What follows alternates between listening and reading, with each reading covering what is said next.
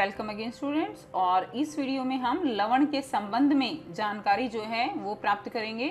आपने जो previous videos हैं उनमें देखा है कि किस प्रकार अम्ल और क्षारक आपस में मिलकर किसका निर्माण करते हैं, लवण का निर्माण करते हैं। साथ साथ अगर अम्ल या क्षारक धातु के साथ अभिक्रिया करते हैं तो भी लवण का निर्माण होता है। सो आपने पिछले भागों में हमने विभिन्न अभिक्रियाओं के द्वारा लवणों का निर्माण होते देखा है।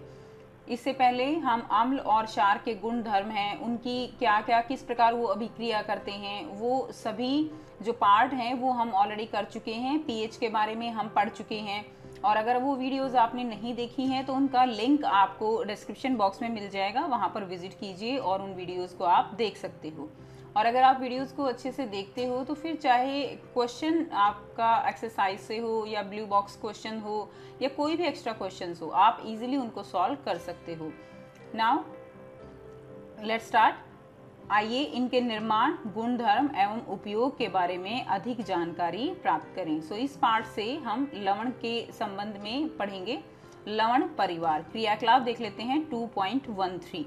नीचे दिए गए लवण के सूत्र जो है वो आपको लिखने हैं। ये सभी जो यौगिक आपको गिवन है इन सब के सूत्र लिखने हैं। उन अम्ल और क्षार की पहचान कीजिए जिससे उपरोक्त लवण प्राप्त किए जा सकते हैं। ये लवण हमें कैसे मिलते हैं वो हमें देखना है। समान धन या ऋण मूलक वाले लवणों को एक ही परिवार का कहा जाता है, जैसे NaCl है, सोडियम सल्फेट है, सोडियम लवण के परिवार का है। इसी प्रकार सोडियम क्लोराइड या पोटाशियम क्लोराइड, तो इनमें क्लोराइड जो है वो कॉमन है, तो ये क्लोराइड परिवार जो है उसके लवण कहे जा सकते हैं। इस क्रियाकलाप में दिए गए लवणों में आप कितने परिवार की पहचान कर सकते हो। सो इस टेबल को हमने पहले ही आपके लिए सॉल्व किया हुआ है, सो देख लेते हैं। सबसे पहले हमने इनके सूत्र लिखने हैं। तो देखिए ये है potassium sulphate. So I hope आपको मोस्टली जो इनके सूत्र हैं वो आपको लर्न होंगे। पोटाशियम सल्फेट का फॉर्मूला क्या होगा यहाँ पर K2SO4 सोडियम सल्फेट। और ये सूत्र बनते कैसे हैं ये आपने 9th क्लास में ऑलरेडी आप इसको पढ़ चुके हो। सोडियम सल्फेट का फॉर्मूला क्या होगा Na2SO4, calcium sulphate CaSO4, magnesium sulphate MgSO4, copper sulphate very easy CuSO4। Next sodium chloride NaCl, sodium nitrate NaNO3, sodium carbonate Na2CO3, ammonium chloride NH4Cl। अब यहाँ से आपसे जो सेकंड पार्ट पूछा गया है कि ये लवण बनते कैसे हैं, तो इस लवण बनते हुए आपको पता है कि एक अम्ल का भाग होगा और दूसरा क्षार का भाग होगा। जैसे कि पोटाशियम सल्फेट है, सो इसमें सल्फेट है तो इसमें अम्ल भाग क्या है, सल्फ्यूरिक अम्ल है H2SO4 और क्षारक है KOH। सो यहाँ पर रिएक्शन होगी H2SO4 प्लस KOH में और यहाँ पर जो बनेगा वो होगा K2SO4 प्लस वाटर जो है वो यहाँ से निकल जाएगा। इसी तरह हर एक अम्ल और क्षारक में अभिक्रिया होगी। यहाँ पर देखिए सोडियम सल्फेट में क्या होगा, सल्फेट है तो H2SO4 और NaOH यहाँ पर क्षारक का भाग होगा। इसी तरह कैल्शियम सल्फेट है H2SO4 and calcium hydroxide CaOH2। सो यहाँ पर क्या बनेगा CaSO4, यहाँ पर कैल्शियम सल्फेट हो जाएगा। Magnesium sulphate H2SO4 and magnesium hydroxide, यहाँ पर मैग्नीशियम सल्फेट बनेगा MgSO4। नेक्स्ट कॉपर सल्फेट है, सल्फ्यूरिक एसिड इसका अम्ल भाग होगा और कॉपर हाइड्रोक्साइड जो है क्षार का भाग होगा और बनेगा copper sulphate. Next sodium chloride HCl and NaOH, काफ़ी इजी है। सोडियम नाइट्रेट HNO3 नाइट्रेट है तो नाइट्रिक अम्ल होगा एंड सोडियम हाइड्रोक्साइड होगा। सोडियम कार्बोनेट H2CO3 कार्बनिक अम्ल है और सोडियम हाइड्रोक्साइड है। इसी तरह ammonium chloride HCl and ammonium hydroxide NH4OH, यहाँ पर जो है क्षार का भाग होगा। अब यहाँ पर हमें देखना है कि परिवार के इसमें कैसे हम पता लगाते हैं कि एक ही जो लवण है वो एक ही परिवार के सदस्य हैं। तो इसमें देखिए पोटाशियम सल्फेट सल्फेट सल्फेट, यानी ये सल्फेट जो ग्रुप है उसका जो है हम इसको सदस्य कह सकते हैं। सो ये पूरा किसका होगा, सल्फेट लवण परिवार हम इसको कहेंगे। नेक्स्ट अगर हम एग्जाम्पल देखें, sodium sulphate, sodium chloride, sodium nitrate, sodium carbonate. So इन सब में सोडियम जो है वो कॉमन है तो यहाँ से ये सोडियम लवण परिवार हम इसको कहेंगे। नेक्स्ट सोडियम क्लोराइड है और अमोनियम क्लोराइड है, तो जो इसमें क्लोराइड कॉमन है तो इनको हम क्लोराइड लवण परिवार कह सकते हैं। नेक्स्ट टॉपिक, लवणों का पीएच। अब देखिए, आपने जो कॉमन जो हमने उदासीनीकरण अभिक्रिया पढ़ी थी उसमें क्या था कि NaOH प्लस HCl, हम सोडियम क्लोराइड की बात कर रहे हैं यहाँ पर क्या बनेगा, NaCl प्लस वाटर जो है यहाँ पर बनता है। अब इसमें हमने देखा था कि जो NaCl है सोडियम क्लोराइड, ठीक है, ये टेबल सॉल्ट है और इसकी यहाँ पर जो पीएच है वो कितनी होगी, यहाँ पर पीएच इसकी 7 होगी। लेकिन क्या ये जरूरी है कि जो भी लवण बनेगा उसकी पीएच वो केवल 7 ही होगी, 7 से ज़्यादा नहीं होगी या 7 से कम नहीं होगी? तो ऐसा पॉसिबल नहीं है। कुछ लवण ऐसे भी हैं जिनकी पीएच 7 से ज़्यादा होगी, यानी उनका जो व्यवहार होगा बच्चों वो क्षारीय हो सकता है, और कुछ ऐसे भी लवण होंगे जो अम्लीय व्यवहार जो है प्रदर्शित करते हैं, और कुछ उदासीन भी हो सकते हैं। अब पॉइंट यही है कि फिर हमें कैसे पता चले कि इसका व्यवहार क्षारकीय होगा या अम्लीय होगा, तो इस बारे में हम इस क्रियाकलाप से जानेंगे। क्रियाकलाप 2.14, निम्नलिखित लवणों के नमूने हमें एकत्र करने हैं। सोडियम क्लोराइड है, पोटेशियम नाइट्रेट, ये अभी हम टेबल देखेंगे। सो ये जितने भी इसमें गिवन है ये लवण, इनके नमूने हमें लेने हैं। जल में इनकी विलेयता की जांच करनी है, यानी इनको जल में जो है वो हमें घोलना है। केवल आश्रित जल का ही उपयोग कीजिए, जो डिस्टिल वाटर होता है वही हमें यहाँ पर लेना है। लिटमस पर इन विलयनों की क्रिया की जांच कीजिए। अब हमें लिटमस पेपर पर देखना है कि ये विलयन जो है वो उस लिटमस का कलर कैसा बदलते हैं, नहीं बदलते हैं, और पीएच पेपर का उपयोग कर इनके पीएच का हमें मान जो है वो पता लगाना है। कौन से लवण अम्लीय हैं, क्षारकीय हैं या उदासीन हैं, ये पूरा परीक्षण हमें करना है। लवण बनाने के लिए उपयोग होने वाले अम्ल या क्षार की पहचान भी करनी है, और उस जो भी हमारे परीक्षण निकलेंगे उनको हमें सारणी 2.4 में लिखना है। तो हम सारणी 2.4 देख लेते हैं पहले, किस तरह से कि हम इनको जांच कर सकते हैं कि कोई भी जो लवण है वो अम्ल, कौन से अम्ल से बना है, कौन से क्षारक से बना है। ये हमारे पास टेबल है जिसमें हम देख सकते हैं कि किस प्रकार उनकी पानी में विलेयता है, लिटमस पेपर पर क्या क्रिया होती है, पीएच क्या है और उसका व्यवहार कैसा है, अम्लीय है, क्षारकीय है या उदासीन है। सबसे पहला हमारे पास क्या है, सोडियम क्लोराइड। सोडियम क्लोराइड जल में क्या है, विलेय है, और लिटमस पेपर पर इसकी कोई क्रिया नहीं है, और इसका पीएच का मान कितना निकला, 7। अब 7 पीएच पे जब हमने पीएच का टॉपिक किया था वहां पर मैंने आपको क्लियर किया था कि 7 पर अगर पीएच आती है तो वो कैसा होगा, उदासीन होगा, ठीक है। और यूनिवर्सल इंडिकेटर यानी सार्वभौमिक सूचक में अगर हम कलर देखेंगे तो वो कलर कैसा आता है, कलर हरा आता है। Next, potassium nitrate.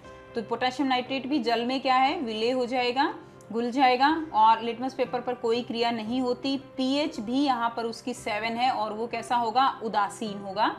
Next, aluminium chloride. Aluminium chloride का फॉर्मूला क्या होता है, AlCl3।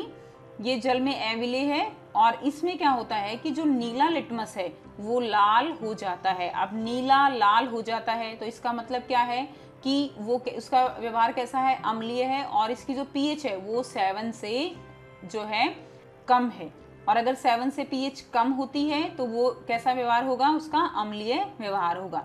नेक्स्ट, जिंक सल्फेट जल में विलेय है, और इसमें भी नीला लिटमस लाल हो जाता है। यहाँ से आपने ट्रिक भी की हुई है, हमने पहले इसकी ट्रिक बताई थी, अनिल यानी अम्ल क्या करेगा, वो नीले को लाल कर देगा, तो नीला लाल हो गया, इसका मतलब उसका व्यवहार कैसा है, अम्लीय है, और उसकी पीएच 7 से कम है। कॉपर सल्फेट विलेय है, नीला लिटमस लाल हो जाएगा, इसकी भी पीएच 7 से कम है, तो व्यवहार कैसा होगा, अम्लीय होगा। नेक्स्ट, सोडियम एसीटेट, तो विलेय है, इसमें क्या होगा, लाल लिटमस जो है वो नीला हो जाता है, यानी इसकी पीएच जो है वो ग्रेटर देन 7 है, 7 से ज़्यादा है, और इसीलिए ये कैसा है, ये क्षारकीय है। नेक्स्ट, सोडियम कार्बोनेट की बात करें तो ये विलेय है, लाल लिटमस नीला हो जाएगा, पीएच 7 से ज़्यादा है, ये भी क्षारकीय होगा। सोडियम हाइड्रोजन कार्बोनेट यानी बेकिंग सोडा, मीठा सोडा जिसको आप कहते हो, नेक्स्ट विलेय है, और लाल लिटमस इसमें भी नीला हो जाता है, ग्रेटर देन 7 इसकी पीएच रहेगी, और ये भी कैसा होगा, ये भी क्षारकीय होगा। नेक्स्ट, अब हम देखेंगे, ये हमारे पास टेबल है कि जो भी हमारे पास यहाँ पर लवण हैं उनके अंदर कौन से अम्ल प्रयुक्त हुए हैं और कौन से क्षारक प्रयुक्त हुए हैं, जिसके कारण उनका व्यवहार अम्लीय है या क्षारकीय है या उदासीन है। और ये क्वेश्चन काफ़ी इम्पोर्टेंट है, और ये क्वेश्चन जो है कई बार सीबीएसई एग्जाम में भी देखा गया है। सोडियम क्लोराइड का फॉर्मूला क्या है? NaCl। सोडियम क्लोराइड को बनाने के लिए जो अम्ल है वो क्या है? HCl हाइड्रोक्लोरिक अम्ल, और जो शार्क है वो क्या है? NaOH यानी सोडियम हाइड्रोक्साइड। अब अगर आप यहाँ पे देखो तो इसमें देखिए ये प्रबल अम्ल है। आप जो है लास्ट लेक्चर अगर आपने देखा है तो उसमें आपने समझा है कि प्रबल और दुर्बल शार्क या अम्ल क्या होते हैं। प्रबल अम्ल कौन से होंगे? जो पानी में पूरी तरह से आयंस में टूट जाते हैं, आयंस में बदल जाते हैं, वो प्रबल होंगे। यानी ज़्यादा से ज़्यादा जो H पॉजिटिव निकालते हैं वो क्या होंगे? वो प्रबल होंगे। और जो पूरी तरह से पानी के अंदर आयन नहीं उत्पन्न करते हैं वो कैसे होंगे? वो दुर्बल होंगे। सो यहाँ पर जो शार्क है ये भी प्रबल है और जो अम्ल है ये भी प्रबल है। यानी यहाँ से जितने H पॉजिटिव निकलेंगे उनको उदासीन करने के लिए यहाँ से उतने ही प्रयुक्त मात्रा में हाइड्रोक्सिल आयन भी निकलेंगे।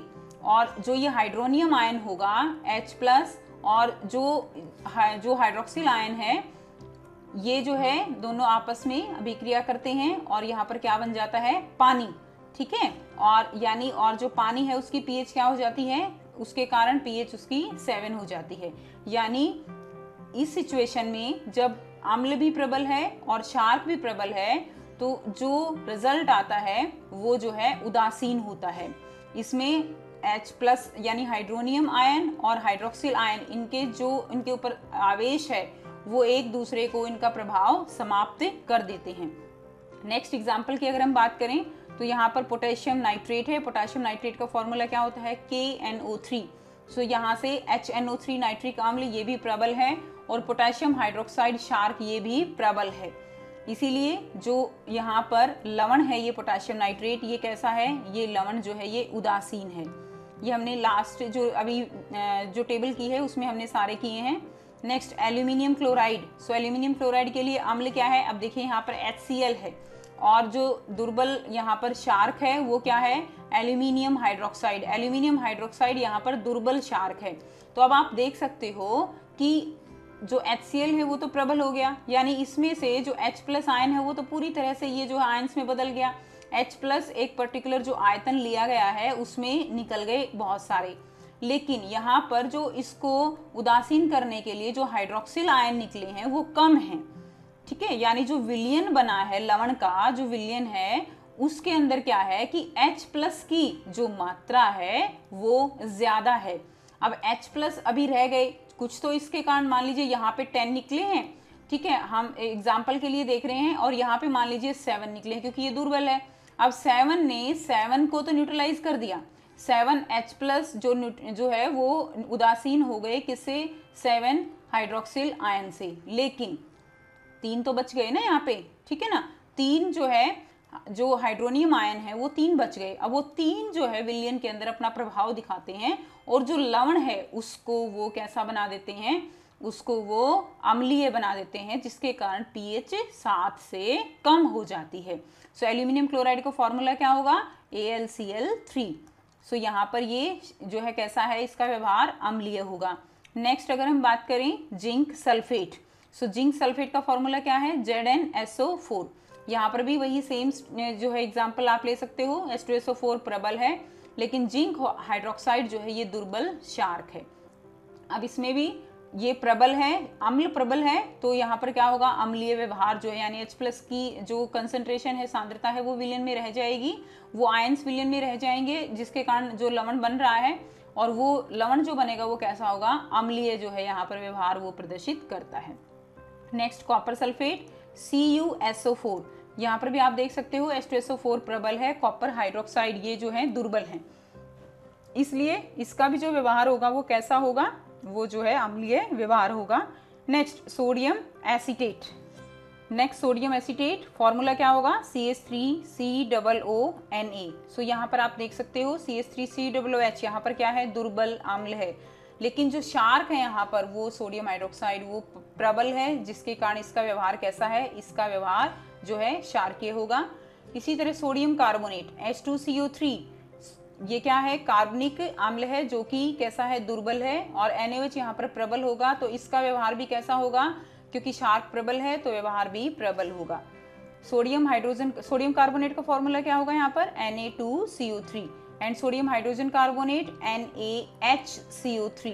बेकिंग सोडा एंड ये जो है वॉशिंग सोडा है, धोने वाला सोडा। सोडियम हाइड्रोजन कार्बोनेट का फॉर्मूला क्या है NaHCO3 और इसमें प्रयुक्त अम्ल जो है वो दुर्बल है, कार्बनिक अम्ल है, और जो क्षारक है वो प्रबल है NaOH, जिसके कारण दोनों का जो व्यवहार होगा वो कैसा होगा, दोनों का व्यवहार यहाँ पर क्षारकीय होगा। सो आई होप आपको ये पॉइंट बिल्कुल क्लियर हो गया है। आपको लर्न जो करना है यहाँ पर वो करना है कि कोई भी जो लवण बनता है उसमें कौन सा अम्ल प्रयुक्त होता है और कौन सा क्षारक। अगर आप अम्ल और क्षारक याद कर लेते हो तो आप इजीली बता सकते हो कि उस लवण का व्यवहार अम्लीय होगा या क्षारकीय होगा। ठीक है। प्रबल अम्ल एवं प्रबल क्षारक के लवण के पीएच का मान कितना होगा 7 होता है और ये उदासीन है, जबकि प्रबल अम्ल और दुर्बल क्षारक जो होगा उसका पीएच का मान 7 से कम होगा और ये अम्लीय होते हैं, ये हम ऑलरेडी देख चुके हैं। और प्रबल क्षारक अगर है और दुर्बल अम्ल है तो उसके लवण के पीएच का मान 7 से अधिक होता है तथा ये कैसे होते हैं, ये क्षारकीय होते हैं। नेक्स्ट टॉपिक है साधारण नमक से रसायन। तो हम साधारण नमक से देखेंगे कि किस तरह बहुत सारे जो रसायन है वो साधारण नमक से फॉर्म होते हैं। आप जानते हैं कि हाइड्रोक्लोरिक अम्ल एवं सोडियम हाइड्रोक्साइड के विलयन की अभिक्रिया से उत्पन्न लवण को क्या कहते हैं, सोडियम क्लोराइड। ये इस जो अभिक्रिया है इससे आप ऑलरेडी फेमिलियर हो। HCl प्लस NaOH यहाँ से क्या बनता है, यहाँ से बनता है NaCl और वाटर जो है वो निकल जाएगा और ये जो लवण है ये कैसा है, ये उदासीन है। अब इसी लवण का हम अपने भोजन में प्रयोग करते हैं, इसको हम क्या बोलते हैं, टेबल सॉल्ट भी बोलते हैं। ऊपर के क्रियाकलाप में आपने देखा होगा कि यह एक उदासीन लवण है। आपको पता है कि समुद्री जल में कई प्रकार के लवण घुले होते हैं और इन लवणों में से सोडियम क्लोराइड को पृथक किया जाता है। विश्व के कई भागों में ठोस लवण का निक्षेप भी होता है, ठोस लवण भी हम प्रयोग करते हैं। बड़े आकार के ये क्रिस्टल प्राय अपद्रव्यों के कारण, यानी इसके अंदर अशुद्धियां होती हैं जिनके कारण इनका रंग कैसा है, भूरे रंग के होते हैं, इसीलिए इनको क्या कहते हैं, हम खनिज नमक भी कहते हैं। यह खनिज नमक तब बने जब युगों के व्यतीत होने के साथ समुद्र का कोई हिस्सा सूख गया। खनिज नमक का खनन भी कोयले की तरह ही किया जाता है। आपने महात्मा गांधी के दांडी यात्रा के बारे में अवश्य सुना होगा। क्या आप जानते हैं कि हमारे स्वतंत्रता संग्राम में नमक जो है वो एक महत्वपूर्ण प्रतीक था। सो ये बातें आप सब जानते हो कि नमक जो है वो हमारे स्वतंत्रता संग्राम में एक महत्वपूर्ण हमारा प्रतीक था। साधारण नमक रसायनों का कच्चा पदार्थ। अब हम जो आगे टॉपिक पढ़ेंगे उसमें हम कई तरह की जो लवण हैं उनके बारे में पढ़ेंगे या कई तरह के हम उत्पाद पढ़ेंगे जिनके अंदर जो कच्चा पदार्थ है वो क्या है, वो साधारण नमक होगा। इस प्रकार जो साधारण नमक हमारे दैनिक उपयोग के कई पदार्थों जैसे सोडियम हाइड्रोक्साइड है, बेकिंग सोडा, वॉशिंग सोडा, विरंजक चूर्ण, ये सभी हम पढ़ेंगे, आदि के लिए एक महत्वपूर्ण कच्चा पदार्थ है। आइए देखते हैं कि कैसे एक पदार्थ का उपयोग विभिन्न पदार्थ बनाने के लिए हम करते हैं। सो आई होप आपको यहाँ तक टॉपिक क्लियर है। नेक्स्ट वीडियो में हम साधारण नमक से जो सोडियम हाइड्रोक्साइड है कैसे बनता है, बेकिंग सोडा, वॉशिंग सोडा, इन सब के बारे में पढ़ेंगे। सो आई होप आपको क्लियर हो गया है। फिर भी अगर कोई प्रॉब्लम है तो आप कमेंट करके पूछ सकते हो। सो थैंक्स फॉर वॉचिंग और मिलते हैं नेक्स्ट वीडियो में सोडियम हाइड्रोक्साइड और अन्य उत्पाद के साथ।